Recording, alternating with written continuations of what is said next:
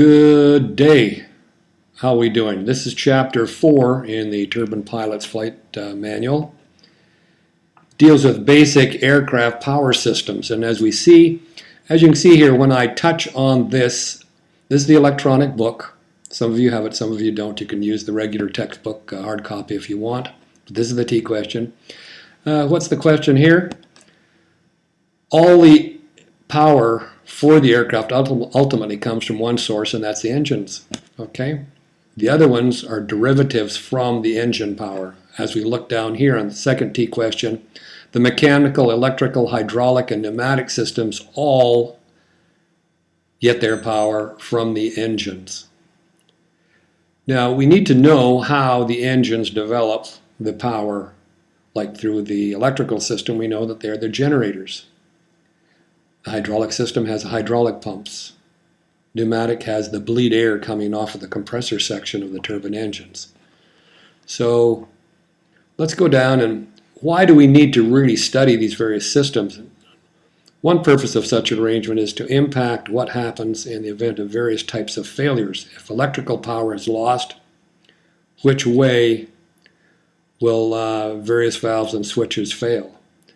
So that's why when you get to the ground school, they'll walk you through the systems, and we'll go through this later on in this learning module.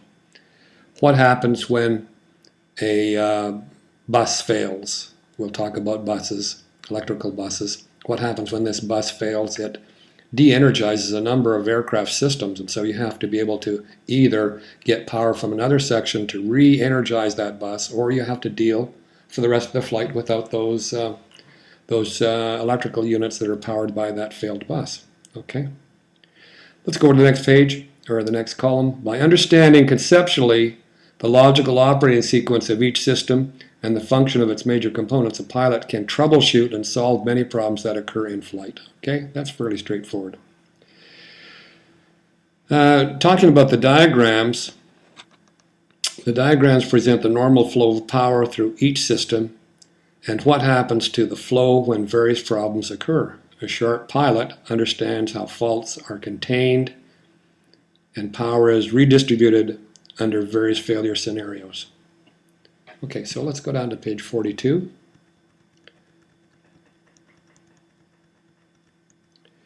Talk about the water wheel. As you can see down here, we have a typical water wheel.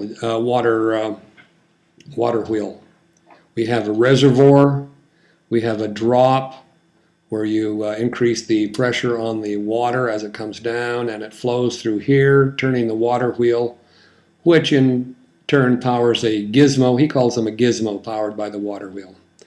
In our case, the engine would be the power that turns the water wheel, and it powers a number of things. Let's look at page 42 here, 43 for just a minute. Again, here's a good example of the water wheel. And down at the bottom of the page, as you can see down here, the power source. This is basically the water wheel down through here. Then as we go over to the next section, it's about the electrical portion of the aircraft systems. Again, the power source is the engine mechanical power, turning the generators, or alternators, whatever you want to call them. We'll talk about that in due course. The power supply is the generator or the alternator. The energy storage is usually a battery. The power transmission is through wires and aircraft structure. Now that's an important thing. What we'll find out is you will see wire going to a certain device. A gyro, lights, things of this nature, and you only see one wire going to it, but you won't see a wire coming back to the battery. Remember, electricity has to go in a circuit pattern, circle. What we use is the actual aircraft structure, the aluminum and the metal parts that take the flow of electrons back to the battery to complete the circuit. Now, of course, with these new composite aircraft, that's a bit of a problem, isn't it? So they have to overcome that and make sure that the electrical sources make a complete circuit from the battery or the generator back to the power source Again, it's like the water wheel. You have to have a complete circuit for the thing to work. We'll see this with the hydraulic and the, well, pneumatic not so much, but the hydraulic certainly. Okay, the next point down, output devices, or he calls them gizmos, or electric motors, lights, radios, and other devices. Interesting point here, flow directional control. In the fuel systems on your aircraft, most of you have studied already, we have check valves which only allow the flow of fuel in one direction. If there's a back pressure, the check valve stops it from going back. In the electrical system, we have diodes that do the same thing. So remember, a diode is a check valve for electrical current. Regulation step down. What we'll find is transformers. We'll find out that we need to take DC to AC, convert AC to DC. We may need to step up the voltage or drop the voltage down, and so we'll see how rectifiers and transformers and inverters do all these various things, okay? That sounds like a good test exercise, is have you fill in the blanks. That's why I've outlined this in yellow, all these various things here, okay? Power source for the hydraulic. Since we're going to be studying the electrical system in this learning module, let's just stick with the electrical system to start out with, okay? So your power source, the engine. The power supply is the generators or alternators. Storage of the energy is battery. Power transmission through wires and through the structure of the aircraft.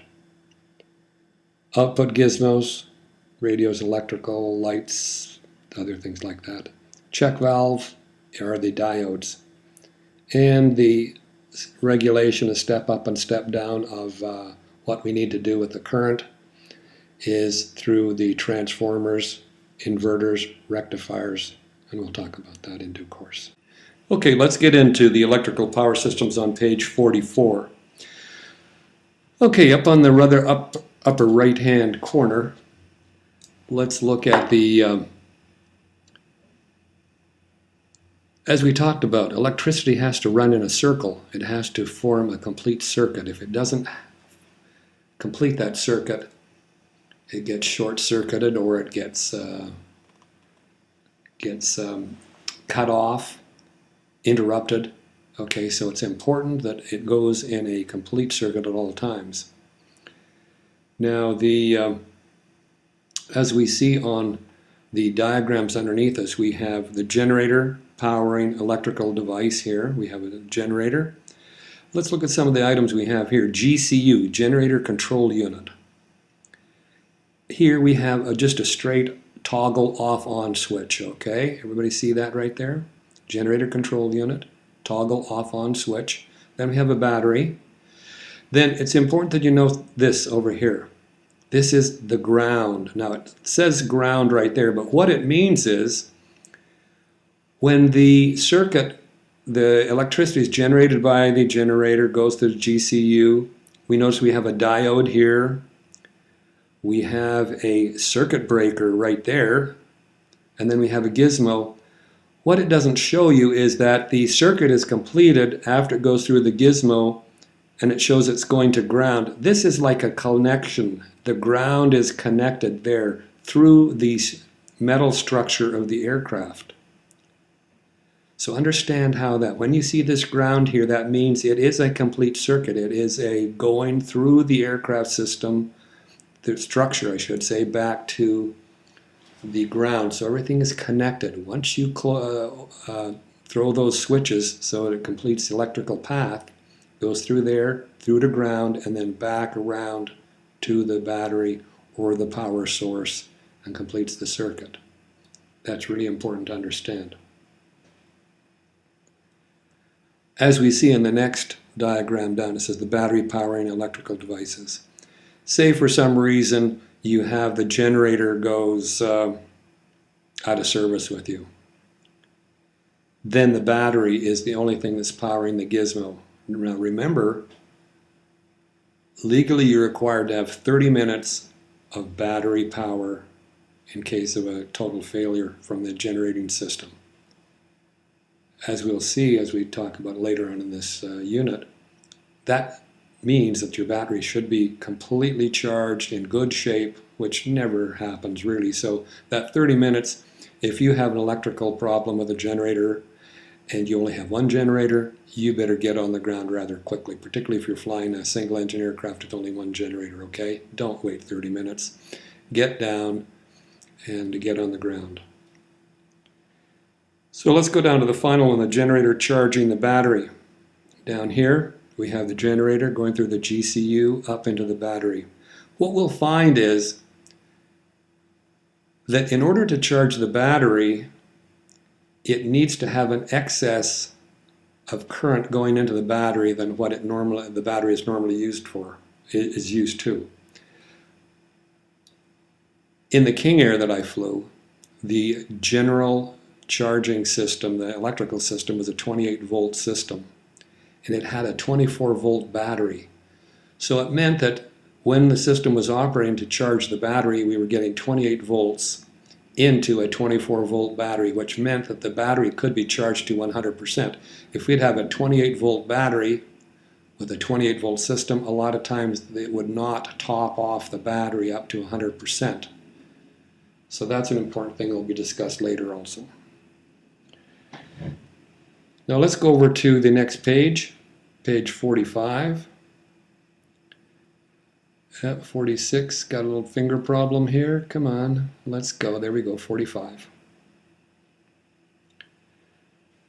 So we discussed about the ground on page 44. Last paragraph on that upper right-hand corner said, in aircraft, wires carry electrical power to the devices in each circuit.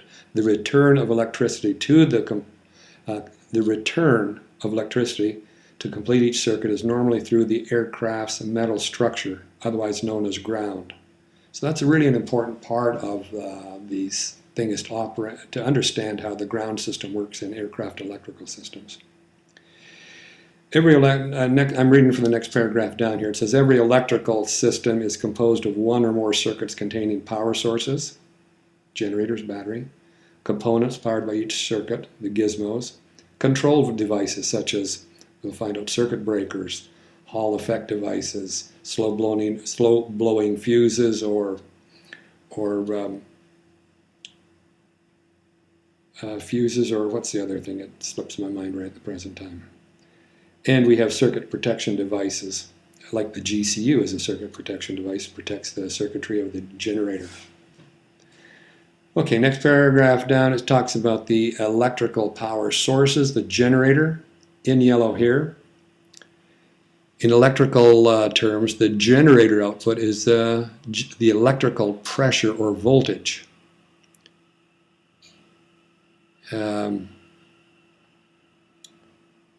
Its output, or the power of the generator, or the flow, is known as current and is measured in amperes.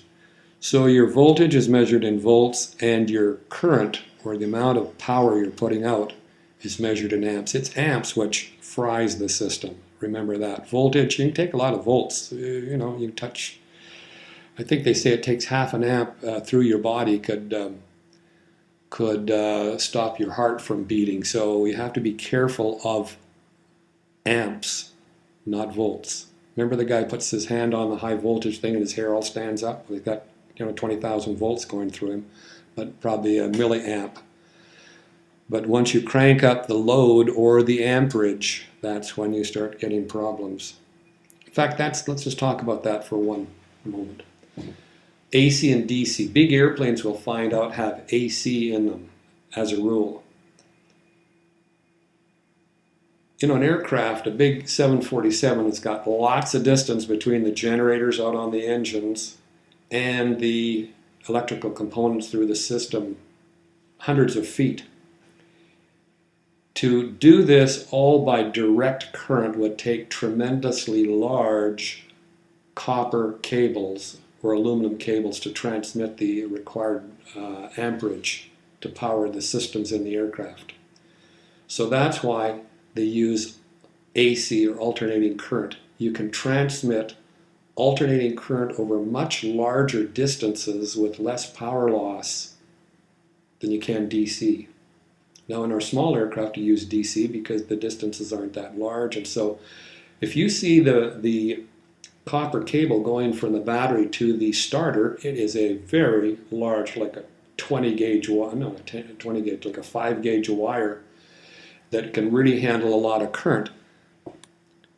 You can't have those huge copper cables, going out throughout a large aircraft. So they use AC, and when needed, they use a rectifier unit to change the AC to DC, because they will use DC even on the 747 and the 787. They will use DC in certain components, so they have to use these the transformer rectifiers, or if they want to go from DC to AC at a certain point, they would go and use an inverter. So we'll talk about this in due course too. So remember, AC is what they mainly use in the large turbine-powered aircraft because they have to transmit a lot of power over long distances. And that's why we have AC in our houses also. Remember Tesla and Edison had the big argument. Edison wanted to have DC. There were certain advantages to DC. And Tesla said, no, AC is the way to go. And they had a big blowout on this. And luckily for us, Tesla won, and we have alternating current in our homes, and just is a lot more convenient. Big long transmission lines, when you got to get the power from the dams or other hydro-mechanical nuclear power plants, it's much easier to transmit over long distances the AC rather than the DC. Okay, so let's go down to the next T question under generators. Well, we talked about that, amp, voltage, and amperage. And he talks about in the next paragraph an APU, auxiliary power unit. It's a small turbine engine normally installed in the aircraft's tail, which provides auxiliary power for ground operations, engine starting, and emergency backups. When Sully Sullenbacher took the geese in his engines on that U.S. Airways flight and had to put it down in the Hudson, you'll notice that when he lost power in both engines, he had the co-pilot start up the APU to give him auxiliary power because he had lost his main source of power on the engines. So the APUs are really crucial in a lot of situations. And when I was flying the C-130, the APU was in the right wheel well. They called it the goat, or was it the left wheel well? I can't remember. And again, not in the tail, because we had to have the ramp come down in the tail so that the people could jump out of the aircraft, right? So they tucked the APU in one of the wheel wells. Again, a jet engine, small turbine engine used for generating electricity. Down here, next T question, the current required to operate each electrical component is known as its load. So in some aircraft, you'll look up on the panel, they'll have a load meter. What they're basically looking at is the total component of amps being used at that time by it's kind of like a totalizer for electricity. You can look on there and see how many amps all the systems on the aircraft are drawing at any given time. Of course, you don't want that thing going into the red. And a lot of times when you've got twin engines, you'll have two load meters. And one of the important things is to make sure one engine or generator is not taking the major portion of the load, and so they have what they call a load equalizing function on there. Now when you lose an engine, you'll lose that generator. Then the load meter on the other engine will spike or hit the red area because it's having to power all the components that are still used on the aircraft. We will then engage in what we call a load shedding exercise, is to take some of the non-essential things off so we don't kill that or overpower that remaining generator. So we'll talk about load shedding. That's an important factor that you should recognize. In fact, it's on the right-hand side of page 45.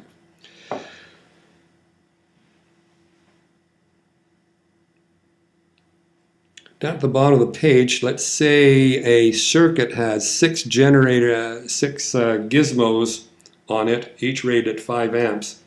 The generator dedicated to this circuit needs to deliver at least 30 amps 5 times 6 gizmos in order to run all 6 gizmos at the same time. So if you had those on, the load meter would show that it's drawing 30 amps at that time when all those are being powered. Okay, let's go to the right-hand column over here, and we talk about the load shedding.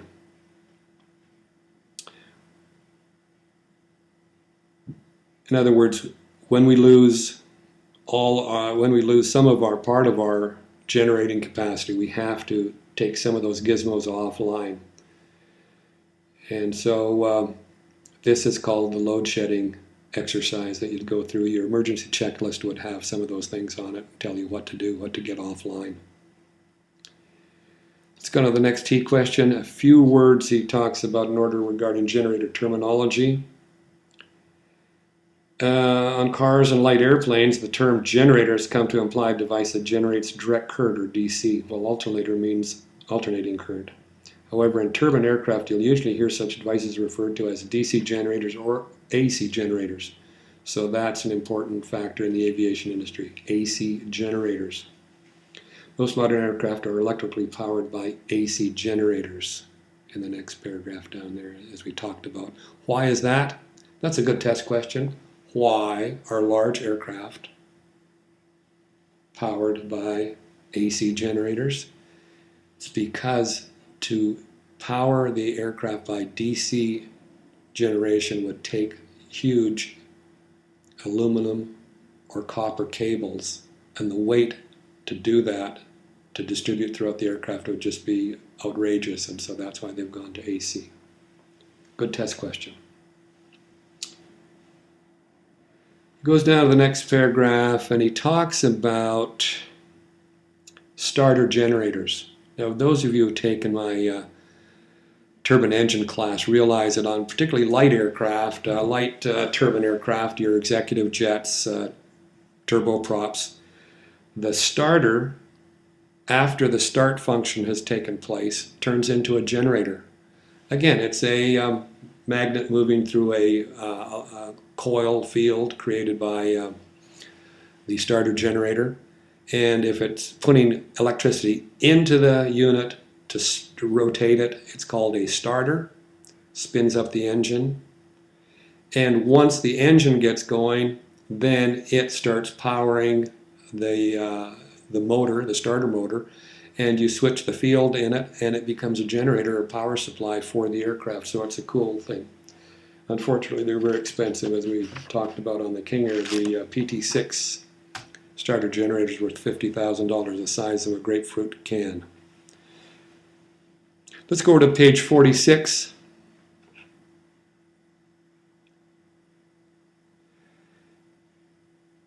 Let's look at the bottom of page 46. We're not going to talk too much about the generator types on these large aircraft, the variable speed, the constant speed, and the variable frequency generator. We're going to leave that alone. But let's just look on the bottom of page 46 at this diagram, and let's go through it just to make sure that we understand the nomenclature. Again, here is the ground. Remember, there's ground there, there's ground over here, and there is actually the aircraft structure takes the electron flow back through there to complete the circuit. When that switch is closed, goes down through the diode, through here, this switch is closed, then goes through the circuit breaker and into the gizmo, into the aircraft structure, which completes the circuit back through here. We call this ground, but actually it's essential to complete the circuit of the electrical system. Okay, we talk about the battery. That's straightforward. That's the reservoir and the water wheel analogy. And we have the GCU here. Again, if you look over here, just to explain this may be a little bit vague to some of you. The engine accessory drive. This is actually on a turbine engine, at the back of the turbine engine, or on the turbojet, turbo fan engines. They have a drive section coming off that powers the engine auxiliary drive, which drives the generators, which we see right here. Okay, so this is the back of the engine with the power shaft coming off there, and then it goes into the electrical generator. And again, they have the thing grounded so that this could ground and complete the circuit. If this gizmo was being used and the battery was offline, it would complete the circuit through here and through there. Okay? When we're charging the battery off the generator, the thing would go, electrical flow would go through here, up through the GCU, through the battery, through the ground, and then back around through the ground to the generator, completing the circuit or the circle. What else do we need to see in here? We have our diodes. It's like an arrow sticking into the wall. Arrowhead sticking in the wall there. A diode, check valve, electrical check valve. On the test, that's how you'll say it. Diode is simply an electrical check valve that does not allow electrical current to flow back through the diode. Now we'll talk about the circuit breakers later, but that's an important thing, and we'll talk about normal procedure when these things pop. Again, why do they pop? The electrical resistance builds up in there, the current, the amperage starts building up, and this thing starts getting hot, and with the heat it expands and it will pop open the little gate there, which opens. It's like this, it's just like this switch opening there. It pops that. See, this won't pop when it gets too hot. It'll just maintain it. But if that gets too hot, the amperage is too high, it will pop that open and open the circuit, and no power will go through to the gizmo. Okay, so that's I like that diagram. It's good basic stuff. You should know all those terms on this page here for testing purposes, okay? So let's go to page 46, 47 I should say, 47. Just have a couple of things over there. Let's go to the top right-hand corner. Devices requiring direct current are supplied by transformer rectifiers. Okay, so devices requiring direct current are supplied by transformer rectifiers. AC to DC. Now, what did we call the units that go from DC to AC? Little pause here. Inverters, right? Okay, so you need to know the difference between transformer rectifier and a transformer inverter. You don't really need to call them a transformer, just rectifier goes AC DC and inverter goes DC AC. Let's go and discuss the battery for a little minute here. Accordingly, batteries are rated in volts and amp hours. Okay, so you need to know that your battery in your car or whatever is rated in volts. Like I said before, usually the voltage of the battery will be less than the normal voltage of the aircraft circuitry. 28 volts is a very common thing for light executive aircraft, and the batteries are usually 24 volts so they can maintain a full charge. Next point down, people are often confused as to why battery generator voltages aren't the same as in a given system, and it goes through and explains just what we talked about, that they are usually less than the normal aircraft circuitry. Let's go to page 48. And it says, accordingly, right through here, accordingly, battery voltage is always a little below generator voltage for a given system. Battery normally rated at a little over 24 volts in a 28 volt system. Okay, we talked about the 30-minute requirement that the FAA puts on batteries.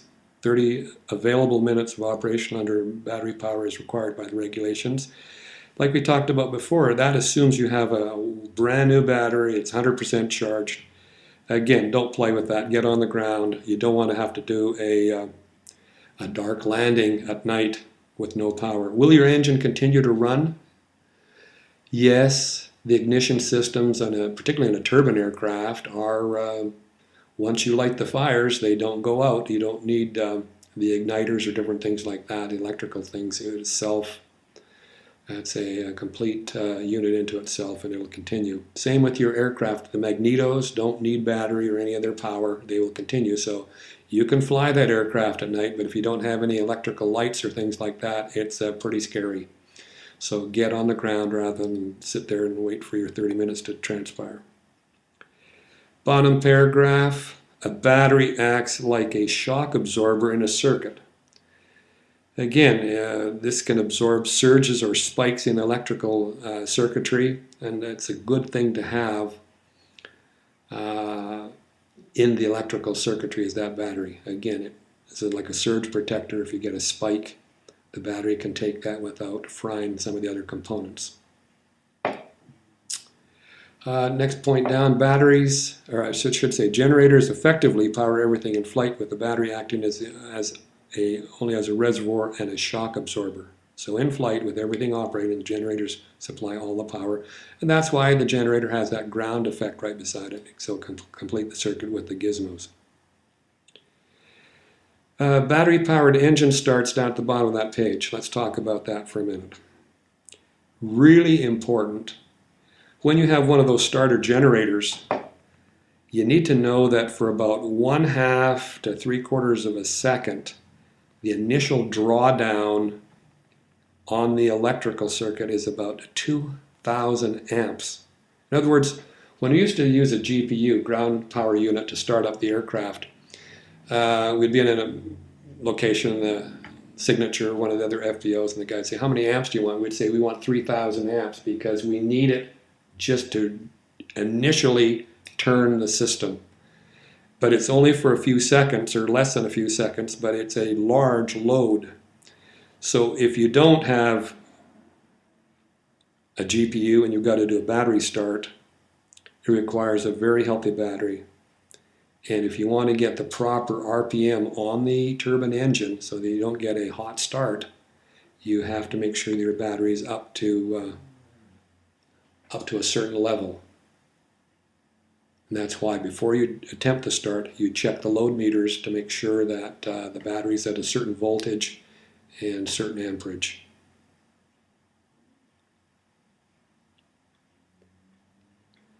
On the top of the next page, let's go to page 48. I guess we're on 48. Let's go to 49. Talks about weak batteries causing hot starts because they fail to spin up the engine compressor adequately. So those of you who have taken the 421 course with me know what I'm talking about there. Is that a test question in our class? I'll have to think about that.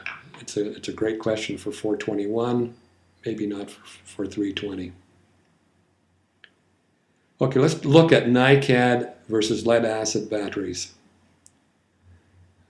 Big controversy. Each of them has their strengths and weaknesses.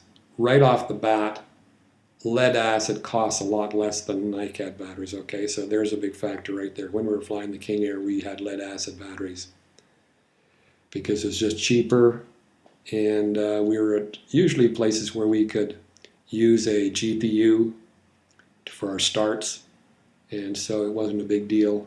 And it always made me a little bit nervous flying with a NiCad battery because of the thermal runaway threat, and we'll talk about that.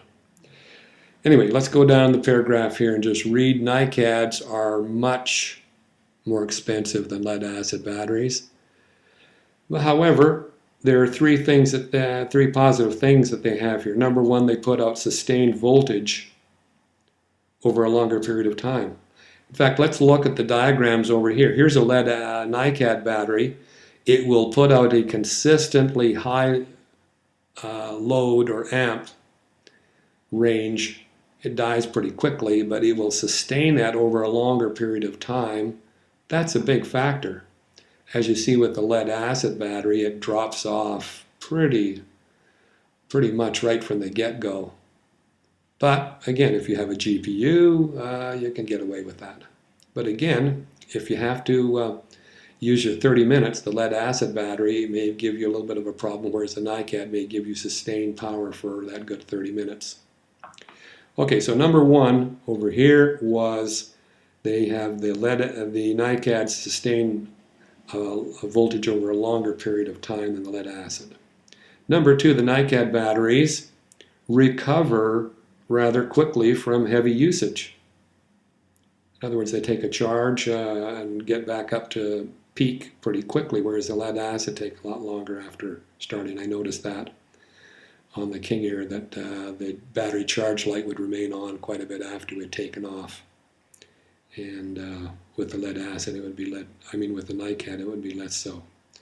The third positive thing about the NiCad is they put out lots of current. Okay, and again, avoiding a hot start with the NiCads is probably a lot easier than with the lead acid. Let's go down and talk about some of the negatives in the NiCad. Right here it talks about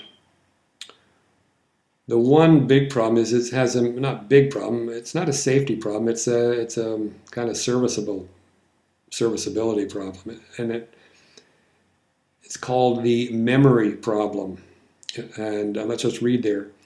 And if a NiCad battery is kept fully charged all the time, it tends to lose some of its ability to meet more demanding situations. Okay? So if you just use it occasionally and it always stays like up 80 or 90%, after a while it will not be able to go below, when it goes below 80%, it'll just drop off on you. Instead of going out here, it'll just kind of drop off on you if it goes below a certain level. Okay? So what you have to do, they talk about the deep cycle.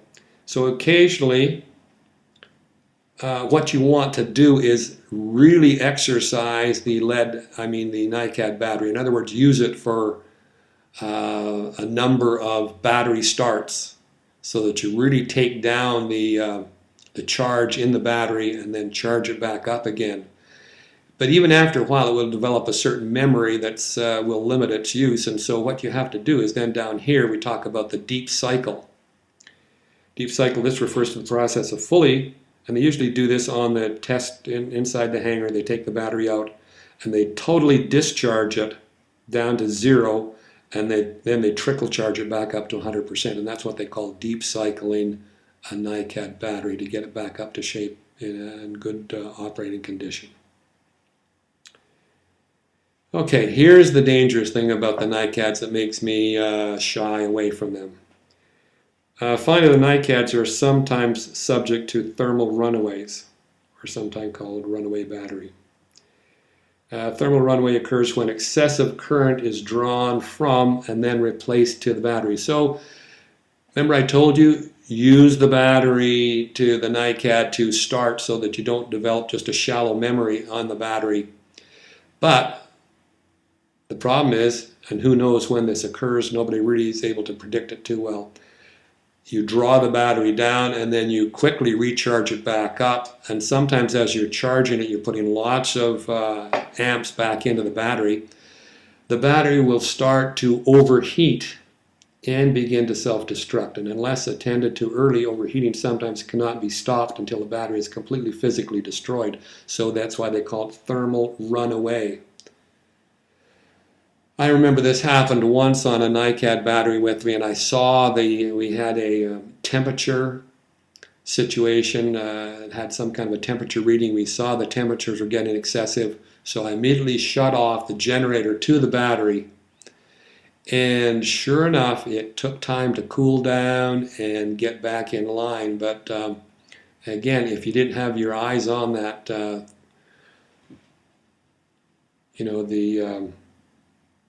temperature sensor in there, you might have let it get into a thermal runaway condition. And you've heard all horror stories about this. Fires, particularly when the battery's in the wing near the fuel, melting through spars and do different things of this nature. It's just a scary scenario. And so anytime we have fire on board aircraft, and that's what a thermal runaway causes, excessive heat, you really have to be careful. So NiCad batteries, be on your toes. Let's go to the next page, page 50. Oops, went a little too far there. Come on, there we go. Let's talk about control devices on this page. Okay, one of the easiest control devices is the off-on switch. Okay, simple toggles off and opens the circuit, which interrupts the passage of electron flows through the wires and stuff like that. Really simple. The next one they talk about is the rheostat. Okay, and what does the rheostat talk about here?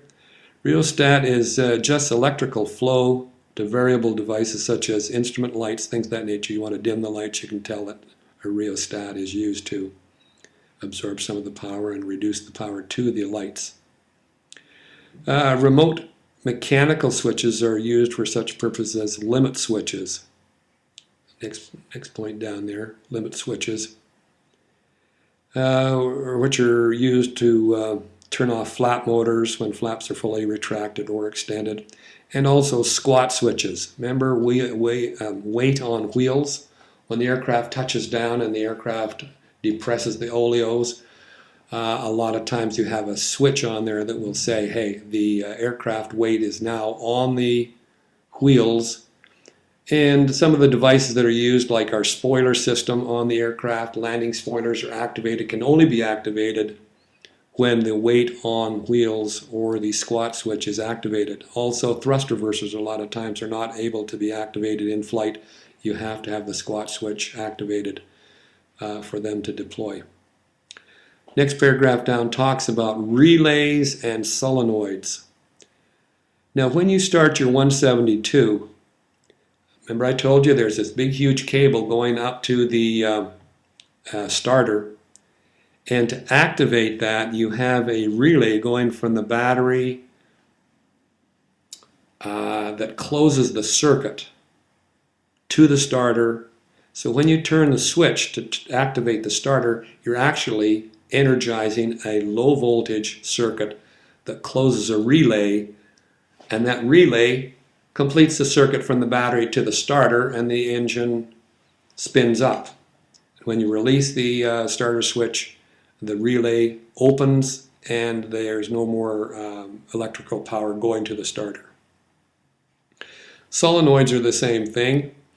In your car, when you engage the starter, the solenoid actually is a electrically activated rod that pushes and engages the gear into the flywheel of the starter, the flywheel on your engine that starts your engine rotating. Okay, so the relays and solenoids control devices around electromagnets, and they move a coil to close a circuit. Think of your car starter.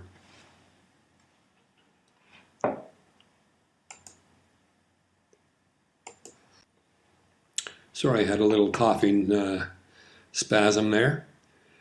Let's read down here. Solenoids are used to remotely operate hydraulic and pneumatic valves and small mechanical devices, as well as other switches. So these are pretty important things that they can push, close, or open valves electronically. And that's an important thing on these fly-by-wire aircraft that we have. We can't have mechanical cables going all over the place doing this thing. It's much easier, more efficient to have electrical units controlling that. Let's go down to the GCU. Down here, generator control unit. Okay, the generator control unit provides circuit and generator protection by disconnecting the generator from the system when electrical abnormalities occur. Usually the generator starts putting out high voltage or high amperage or something like that, not in accordance with what it's normally designed to do. And then the GCU comes in and says, hey, this is getting hot. This is getting overloading. The wires are starting to get hot. Things are starting to burn, so we better shut this thing down. It talks about other examples of GCU functions include overvoltage protection, load paralleling. Remember I talked about that. You have two aircraft generators, and we want them to parallel, or other words, distribute the load evenly among themselves. so that one generator is not working harder than the other. So that's what we call load paralleling. And again, load engine electrical protection on engine startup. If things, those 2,000 amps for 1 second, again, if that caused a problem, the generator would protect the GCU would protect the generator from other over amperage conditions like that. Let's go over to electrical conversion devices. Now, you don't hear about these in small aircraft, but we need to talk about them. The transformer rectifier unit over here. Number of electrical conversion devices are required to match the varying power requirements of aircraft electrical components. Transformers are used to step system voltage, usually down for specific applications. Transformer rectifier units, again, rectifier, what does it do? AC to DC. How does it, next paragraph down, it talks about the inverter. Inverters convert DC power to AC power for this purpose, okay? Incidentally, AC power, this is important. You hear this in ground schools all the time. AC powered non-gyro instruments fail in a different manner than DC powered instruments.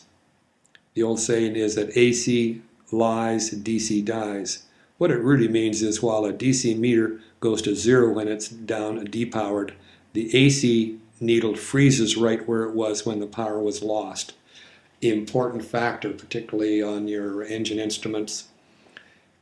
Remember, AC lies, DC dies, it'll go down to 0. So that's a good test question. I think that you can bet your butt that that'll be on the next quiz. Let's go down to circuit protection. Electrical faults. This is basic electrical theory here. He talks about 3 types of electrical faults. Number 1 is the open. And it's a fault when it's an uncommanded interruption of electrical supply. We command interruption of electrical supply all the time by turning those toggle switches on or off. However, if for some reason there is a break in the electrical wiring or something of that nature and it doesn't short out, we'll talk about that in just a minute. In other words, the wire does not touch the aircraft structure where it's grounded. It just stays open. It just does not supply the electricity to the gizmo that it's supposed to go through. In fact, if we look over on page 51, at the top of page 51, you'll see what we mean by an open. You have the generator powering a gizmo, and bingo, something has interrupted the flow there. Maybe a wire got chafed and broke and wasn't continuing through to the gizmo, and so we call that an open. Okay, let's go to page 51. Well, before we leave page 50, right down at the bottom in yellow there, it's got off-on switches, circuit breakers, fuses, solenoids, and various other devices may be used to intentionally open circuits, thereby turning electrical components off or depriving them of their electricity. So again, that's the open. That's the first electrical fault, is an open. The second one, and the most serious of all, is the short. So let's look on the diagram over here for a moment to see what a short is. We see the short. You got the generator powering here, goes through the GCU, and it was going to power the gizmo, but maybe there was some water got into the system, and instead of the electrical current getting through to the gizmo, it actually got into the wet. As we know, water conducts electricity extremely well.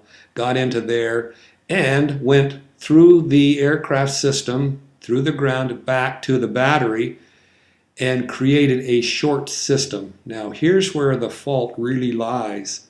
Once the short, remember how when you touch something and it sparks like that? What is the spark about? It's a high load that's being generated and creates the spark right there. So when you have a short, what you're doing is you're saying, hey, we've got this thing out here that really needs a tremendous amount of power, and so the generator and the battery kick in to try and deliver this tremendous amount of power to power this short. And that's what melts everything around it. It really stresses the generator and the battery and everything that tries to meet the power demands of this short. And so if it doesn't melt something down, if it does melt something down, maybe you're lucky, but if it doesn't, it'll start a fire, particularly if there's some combustible fuel around, and you'll have a serious problem on your hands. So let's just read what the short over here. A short, on the other hand, occurs when electricity is allowed to take a short circuit through or around a component or a system.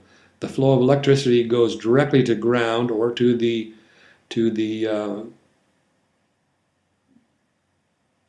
airframe without the normal component resistant to check the flow, without the normal component, or the gizmo, you should say, to check the flow. The problem here is not only failure of the affected component or system, but also the drain of electricity out of the system through the short. If unchecked, a short is likely to damage or ruin virtually every component on its circuit. Further, may draw more electricity than the system power sources can produce, disabling the power source. And like I said, it'll burn out the generator and maybe cause a fire. So let's go down and see here. Basically, what happens to a power source if there's a short circuit? There's a certain amount of electrical resistance provided by the lights or radio or whatever that power source was driving. If the electricity takes a shortcut, that resistance goes away. The power source is not isolated immediately from the short, it will quickly fail due to its inability to produce an infinite amount of electricity. Like I said, the battery and the generator say, hey, we've got this huge load out there and we need to power it, and so they strain like crazy to get all the amps out there they can, and they just overtax themselves, plus they cause fires, melt wires, and a whole bunch of stuff. Okay, the third system or electrical problem is a logic failure. This is not a biggie. As we can see over on this thing right here, logic failure is a controller or other smart device malfunction, so circuitry doesn't operate properly. Here we've got the GCU. The GCU is a smart device on your aircraft, and if that craps out on you, you've got a problem. So we call this a logic failure that doesn't allow the electricity to get to the gizmo that needs to be powered. Okay, so those are the three main electrical faults. Again, what are they? Number 1, number 2, number 3. Okay, definitely on the quiz. Bus bar system. Here's where a lot of young pilots don't understand how the system is organized. The bus bar system. The key safety feature of sophisticated aircraft electrical systems is redundancy. In other words, backup. You want backups on the backup. If something fails, we want to be able to get around it or get the power to the system that failed through another way. So this redundancy, we see it in large aircraft on those, the 787. It has double redundancy on all its structural systems. In other words, if an elevator fails, a hinge on the elevator, it's got 2 or 3 other systems that will take the load and continue the aircraft flying until the next safety inspection, and they pick it up and repair it. So this redundancy in the electrical system is provided by the bus bar system. Last sentence on this page is, this is done through the use of electrical bus bar system, meaning the aircraft's electrical system, let's go to the next page, page 52. Electrical system is carefully organized into a bunch of separate but interconnected circuits. Bus bar systems allow important circuits to be isolated from one another and to be supplied by alternate power sources in case of failure. Let's go down and look at a diagram down at the bottom of this page. Here we have our generator. We've ground our generator. We've got that, GCU. And here's the bus. Okay, a bus is like a manifold on your car. You know, you've got your exhaust manifold that takes your the exhaust gases and distributes them. Okay, so this is a manifold that collects electricity and then distributes it into other smaller circuits. Again, on this circuit we've got a circuit breaker and then we've got a gizmo.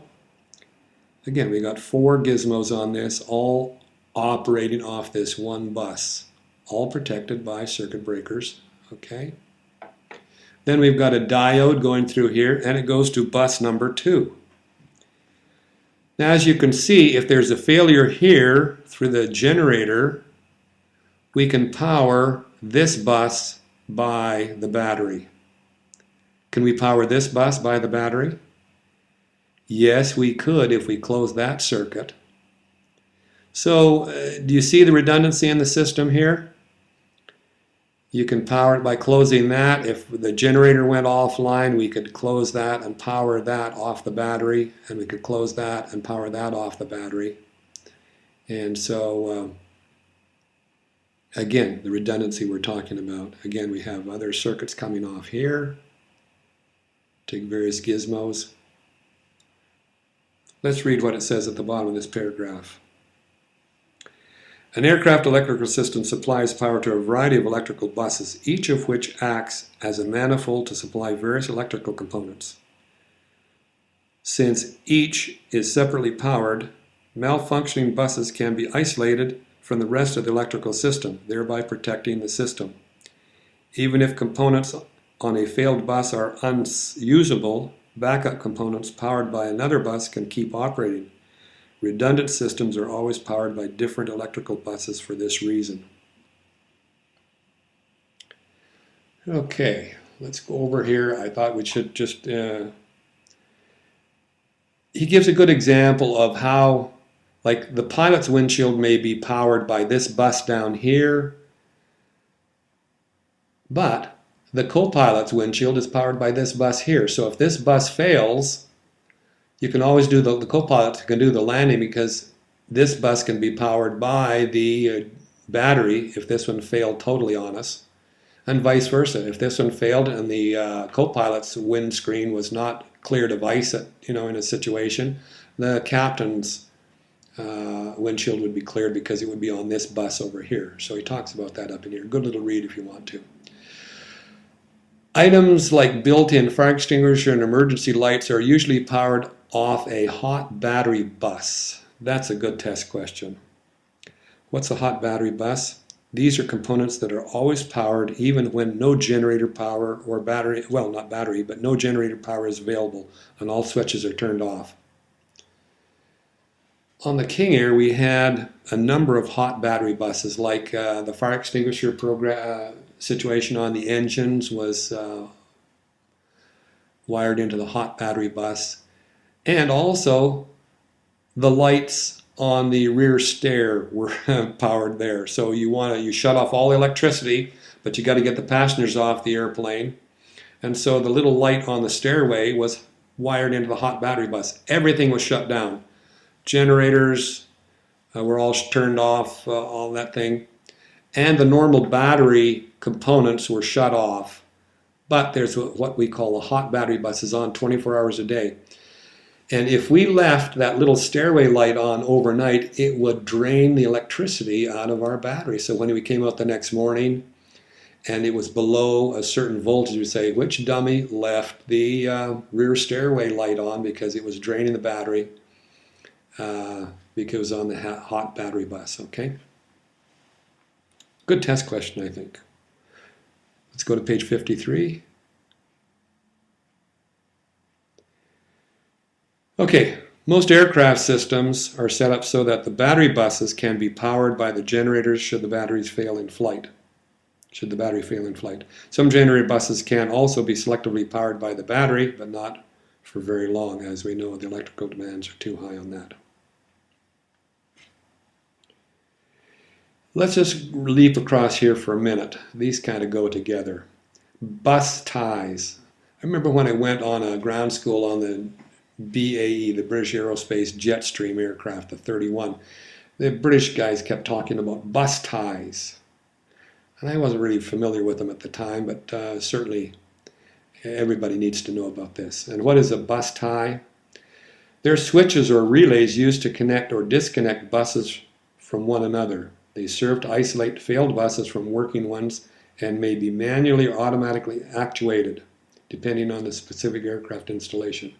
Bus ties are also used to reroute electrical power to buses that have lost their normal power source. So bus ties and buses can't go together, so I thought I'd read those two together for you. They've got them under circuit protection devices, but really they should kind of go together here, okay? Let's go back to circuit protection devices. We talked about these at some point before. Resettable circuit breakers down here, okay? Now let's read here. Some of you know that a friend of mine was killed in an Air Canada DC-9 accident because the captain reset the circuit breakers a couple of times and didn't really stay on top of the situation, lost situational awareness. Okay, in some aircraft, pilots are not to reset circuit breakers except in emergencies, okay? More commonly, the circuit breaker is reset one time only, then left alone. So really be careful about resetting circuit breakers. Then he gives you a little common sense here. He said that incidentally, the CB pops when its housing expands due to heat. And you may want to wait a few minutes before attempting to reset a circuit breaker so the plastic or the bake light or whatever it is can kind of cool down a bit. Otherwise, when you immediately push it back on again, hey, it's still heated up and it'll pop on you. So give it a little bit of time and then reset it. Let's talk about current limiters and fuses. Remember about that 2,000 amp spike that you get on startup on some aircraft. Current limiters are what sometimes we call slow-blow fuses. If you hear about them at the ground school, you'll say, oh, this must be for startup protection, that the circuitry can stand, you know, this 2,000 amps for maybe a couple of seconds, and it won't blow everything out. So let's just read what he has here. Current limiters are slow, or fuses may also be used to open circuits that are drawing too much current. They may isolate specific components or one bus from another. But here's the important thing. Unlike CBs or circuit breakers, they are not resettable and usually must be changed by maintenance after opening their circuits. Okay, so again, when you have one of these blow on you, you can't reset it. You've got to get the mechanics to pull up the floorboards. I remember on the King Air, we had to pull up the floorboards and put in the current limiter, not reset it, but just put in new current limiters because it had blown one of them. Again, let's go down to diodes. Diodes correspond to check valves. They allow electricity to flow only one way through a circuit, thereby protecting the upstream components. He talks about the GCU down here, Generator Control Unit. And here's a little kind of esoteric question. Hall effect devices are sometimes used to protect against one-way surges in currents, usually between buses. So on that King Air, the King Air 200, we have some Hall effect devices in there also that were kind of interesting. So again, we had current limiters or slow-blow fuses, and we had Hall effect devices.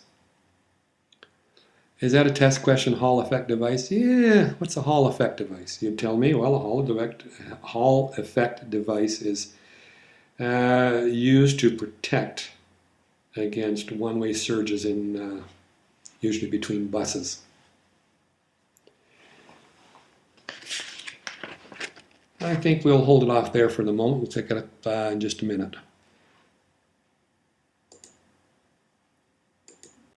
Okay, we're ready to wrap up this learning module on aircraft electrical systems. Page 53. Ooh, I've got the wrong page here. Let's go back to page 53. A little too far back. There we go, 53. Talk about reading an aircraft, reading the schematics, electrical schematics on an aircraft. You'll have to do this in ground school because they want you to know what happens when certain things fail. As you're reading the diagrams, we'll go and just leaf through them here just in a minute. One reason that the schematic is easier to read without all those return lines he talks about in the paragraph here is that the other reason we've already discussed in the metal aircraft that most of us fly, electrical current returns to its source largely through ground, meaning the vehicle's metal structure. If the connection of a component to the aircraft structure is poor, the circuit will not be complete and the component will not operate properly. This situation is known as a bad ground, okay? So let's go and look at page 56.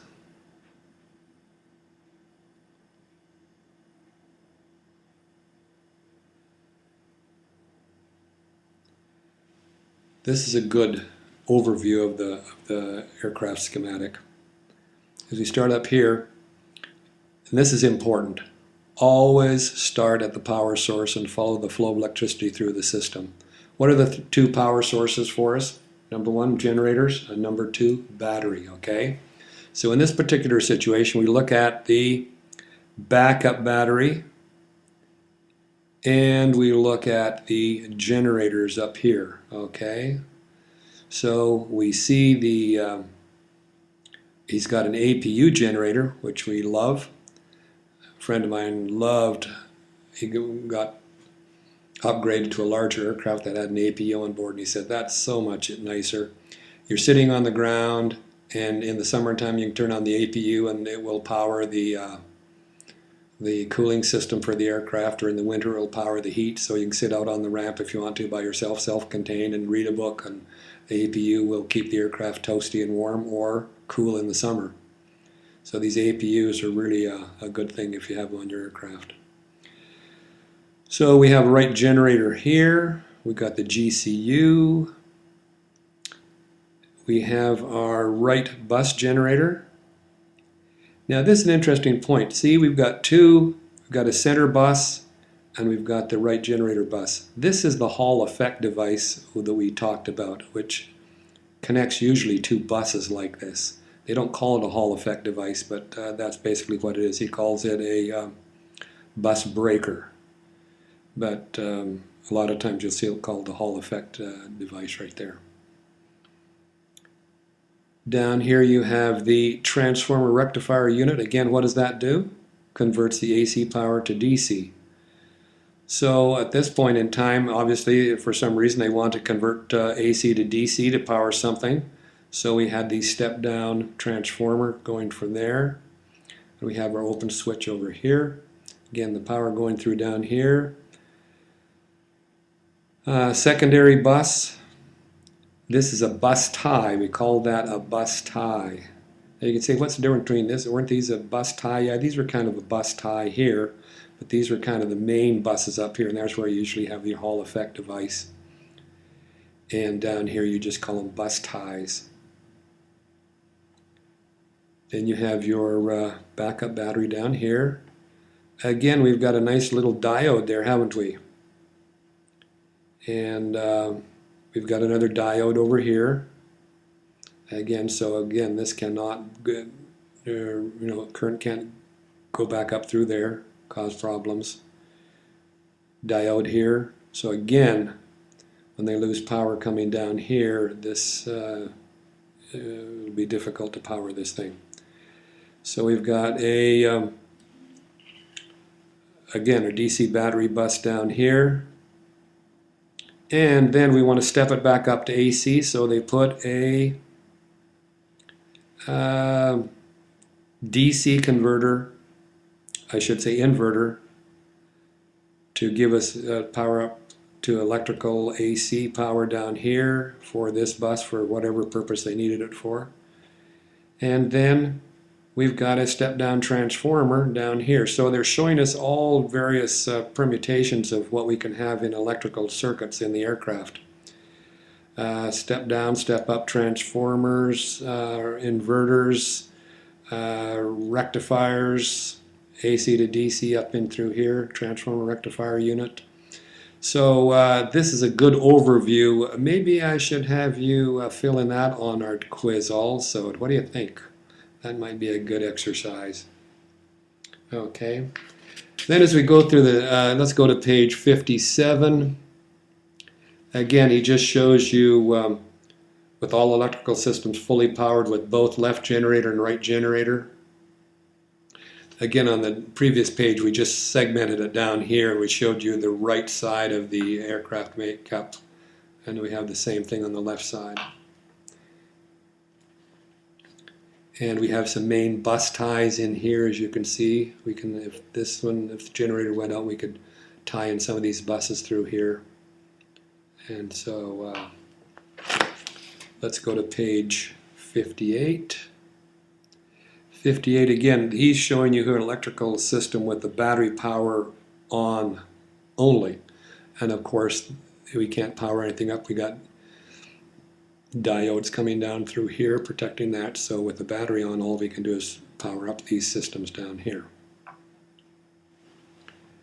Page 59, just got some terms on there. Again, the hot battery bus. What's powered off there? Fire extinguishers, firewall shutoff valves, PA system, emergency intercom, and a dome light. Again, on our aircraft we had the stair light at the back that gave us problems that we didn't shut it off. So normally these aren't drawing any power. They're just sitting there waiting to be activated, but it's the dome light that we normally power. On the PA system we could use a little bit of power on that, and the emergency intercom, but normally on a day-to-day operation it's the dome light and the PA system that you're using. If you leave those on, they'll drain the battery. Okay, let's go to page 60. This is a scenario where we have the right generator bus fault. So the right generator's crapped out on us over here, and it shows you how by tying the buses together here you can power the right side all the way down through here. Now really be careful. Sure, it's nice to have all this stuff online, but this poor generator may be really at its maximum, and so we have to load shed. Remember, load shed? So you can't just jam everything on. Even though you can tie all these buses together and power things, you really have to be careful and consult the load meters to make sure you're not overpowering that single generator. Next page. Whoops. Emergency electrical power generation. Again, at the top of the page there it says the battery. You need to have a 30-minute battery by regulation, but a lot of times when you're in a turbine aircraft, you're on a long, could be over water type thing, you're not going to get down in 30 minutes. So that's why when you have an aircraft with an APU on board, that is really can be a lifeline in certain situations. So that's what he talks about down here with the APU. He talks about some backup generators. I haven't heard of too many aircraft with those on board. But here's an interesting little thing, the RAT, the ram air turbine, may also be used to produce emergency electrical power during a complete loss of main and engine-driven generators. A RAT is an air-driven turbine normally housed in the belly of an aircraft fuselage. Under a loss of all engine-driven electrical power, the RAT can be extended automatically or manually into the aircraft slipstream, where it will start to spin and generating enough electrical power to run emergency load like captain standby navigation and essential flight instruments. Good test question. What's the RAT? Okay, that wraps it up for the electrical system. Next learning module will be the hydraulic power system. Again, it will be similar to the electrical system. It's got surge protection, it's got your pressure hydraulic pumps that give the system pressure. It has some interesting things on it, okay? So we'll get into that next time. Over and out.